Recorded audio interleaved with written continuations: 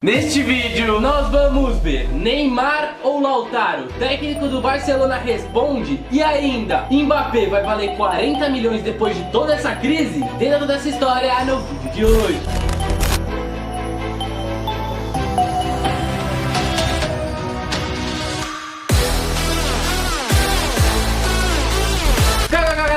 Esse vídeo já vai deixando like, uma meta de quantos likes, Leonardo? Eu quero 3, Wagner. 3 quer dizer 3 mil likes. Também já vai inscrevendo aqui no canal, ativando o sininho de mandar salve no fim do vídeo pra quem comentar. Qual dos dois você contrataria? Neymar ou Lautaro Martínez? Comenta o porquê.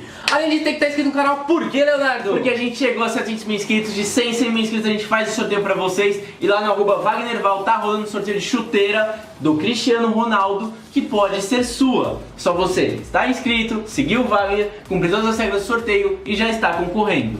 Então galera, vamos agora para o vídeo, sem mais delongas. Bora pro vídeo. Então vamos começar falando sobre uma das principais notícias dessa janela improvisada que estamos tendo graças à paralisação do futebol. Vocês sempre pedem pra gente trazer as novidades sobre Neymar e Lautaro Martínez, os pedidos de Lionel Messi, e a gente vai trazer uma grande novidade, uma pergunta que foi feita numa entrevista com uma das pessoas mais importantes para responder, né? Que é o técnico do Barcelona, né, Léo? Exato, uma das pessoas que dá a palavra final, né, de quem vai ser contratado, quem não vai ser contratado, quem é muito constado para isso acontecer, normalmente é o técnico da equipe, e o técnico Setien foi perguntado se quem ele preferiria, como é que seria essa situação, e a gente vai abrir aspas para vocês entenderem o que ele disse. Mesmo com o Campeonato Espanhol parado e as outras competições também, o Barcelona segue muito agitado devido à aproximação do mercado da bola. E o técnico do Barcelona respondeu a seguinte pergunta: Neymar ou Lautaro? Aí ele falou, ambos. O treinador ainda aproveitou para falar sobre a questão financeira do clube e diz que não é fácil trazer jogadores desse porte.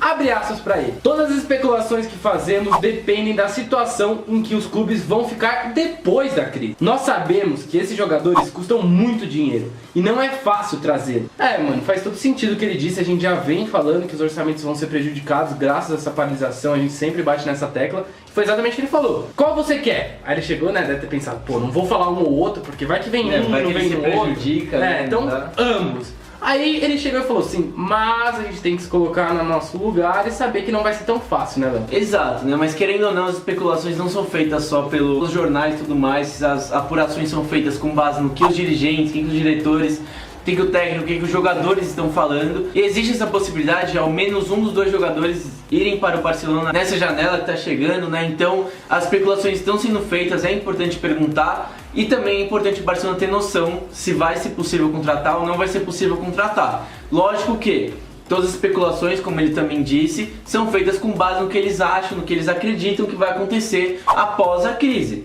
Mas só vai ser palpável mesmo depois que tudo isso acabar, que o futebol voltar. Não tem previsão correta, não tem uma data de tipo, X dia do X mês vai voltar, então tipo, não tem como fazer uma organização perfeita sobre isso.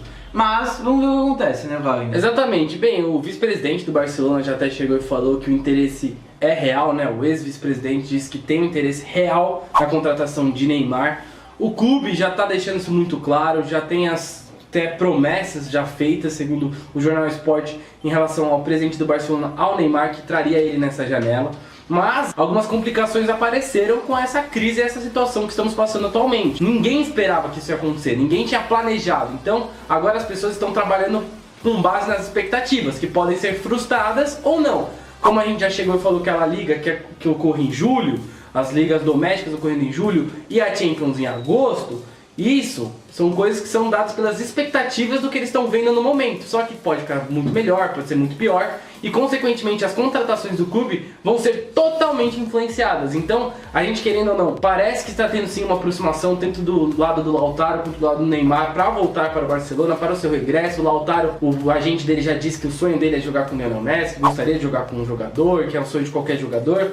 Então assim, isso tudo parece que está caminhando para esses dois jogadores virem. Só que o mundo está muito imprevisível no momento. Então pode ser que o Barcelona enfrente uma crise muito grande, como a gente já chegou, passou em alguns vídeos que o opositor, né, do Bartomeu, que é o presidente atual, chegou e falou que a questão do Barcelona fazer esse tipo de contratações pode gerar uma crise, então, querendo ou não, a gente vai ter que ver os próximos capítulos como vai desenrolar essa história, né? E tem outra situação, né? Tem que ver quando a UEFA, quando a FIFA, quando todas as entidades de futebol vão provir a janela de transferências. Tem que ver se vai ser após, se vai manter, tipo, sendo em julho, sendo na janela de verão, se vai ser depois dessa crise toda, como é que vai ser feito isso. Querendo ou não, isso é muito importante, isso é crucial para saber quando os clubes vão poder fazer essas contratações e se os clubes vão ter essas condições financeiras para efetuar ou não as contratações. Exatamente. E atrelado a isso, a gente vai passar a segunda notícia do dia. Bem, um cara que está no parlamento há 20 anos, é um cara muito respeitado em relação ao governo francês e também ao governo europeu.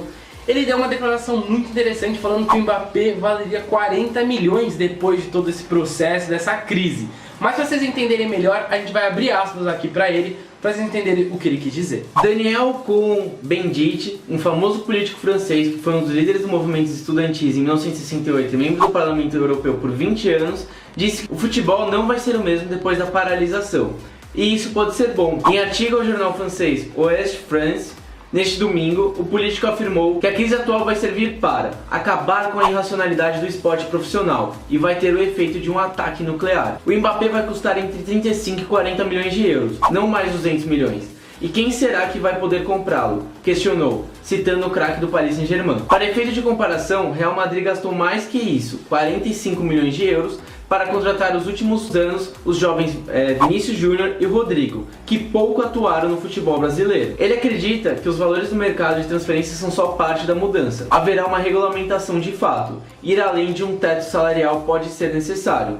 É uma reorganização que passa não apenas pelo salário dos jogadores, mas também pelo direito à imagem e publicidade. Um pouco mais de sobriedade e um pouco mais de igualdade seria um bom começo. Os jogadores de futebol não jogarão pior se ganharem menos. Ele trouxe alguns pontos bem importantes, né? Falando que, querendo ou não, os clubes eles vão ter que se readaptar a essa nova realidade, como a gente já estava trazendo no começo do vídeo. E uma coisa que eu acho que é interessante que ele passou é o seguinte: mano, os jogadores estão ganhando muito, tá tudo muito inflacionado, principalmente depois da contratação do Neymar pelo PSG. Os valores ficaram absurdos, as contratações começaram a bater tudo acima de 100 milhões de euros, que era uma coisa muito difícil antes de acontecer. Você vai pensar quanto tempo ficou até bater a do Zidane, foi de 2001 até 2009 a maior contratação. E aí depois a do Pogba já foi seguida pela do Neymar, e dobrando, né, porque Pogba foi contratado por 105 milhões de euros, Neymar foi por 222 milhões de euros. Você já vê um negócio gigantesco, já teve possíveis negociações com o Lionel Messi que girariam acima desses valores. O próprio Neymar, a ida do Mbappé para o Real Madrid giraria em valores astronômicos. Quase 300 milhões de euros. Acho que o que é muito curioso de pensar dentro dessa situação, eu acho que na realidade isso aconteceu meio que um negócio sem querer. Tipo, os clubes queriam muito garantir os jogadores, colocavam multas altíssimas, porque pensava que ninguém ia chegar e comprar esses jogadores. Até que chegou um bilionário, chegou um cara querendo brincar de futebol. Um bilionário querendo falar, os caras querem brincar, então vamos brincar. E foi lá e bancou uma multa enorme sobre um jogador. Então isso acaba inflacionando, isso acaba gerando algumas especulações. A gente está vendo muitas pessoas que são bilionárias, trilionárias, têm muito dinheiro, comprando clubes, os clubes virando alvo de investimento dessas pessoas. E isso acaba gerando um movimento no mercado de inflação, né? Então, querendo ou não, isso influencia muito. E eu acho que é muito interessante a forma com a qual ele coloca de ter uma certa regulamentação. Querendo ou não, o futebol vive numa certa liberdade muito alta, né? Ele vive uma liberdade econômica, vamos colocar assim, de flutuação de preço conforme, né, acontece ali, os caras querem comprar, querem pagar e vão pagando. Eu acho que é muito interessante estipular um teto, né, para as coisas que estão acontecendo, para justamente não ter esses gastos exorbitantes que a gente vê, até ter uma limitação sobre quanto ganha os jogadores e tudo mais. Eu acho que é uma questão interessante, tem que ser muito discutido ainda. Mas vamos ver o que acontece. Acho que é tudo isso muito interessante. Exatamente. Comentem o que vocês acham. Também vocês acharam sobre essa especulação que ele falou. O Mbappé, né, que está avaliado atualmente 180 milhões de euros a 200 milhões de euros. E se fosse contratado, dizem que o Liverpool, por exemplo, poderia pagar 280 milhões de euros. Ele falou, depois de toda essa situação vai valer 40. Vocês acham que realmente vai diminuir tanto o valor do Mbappé? Eu acho que não, mas quero saber a opinião de vocês. 40 eu acho que ele chutou o balde, né? Acho que ele foi muito longe. Talvez pode ter uma diminuição. 150, 120. 130 até, acho que dá ali pra falar, mas 40 já é demais. Mas galera, esse foi mais um vídeo, espero que vocês tenham gostado. Agora vamos mandar os salves? Comprometido. Então vamos lá, Leonardo, descendo. Vamos lá, esse vídeo já faz umas 3 horas que postamos, então vamos descer. Tem que ser o primeiro. comentar o que pedíamos, vamos lá. Então vamos lá. Os primeiros que comentaram o que a gente pediu, lembra galera? Tem que sempre comentar o que a gente pediu.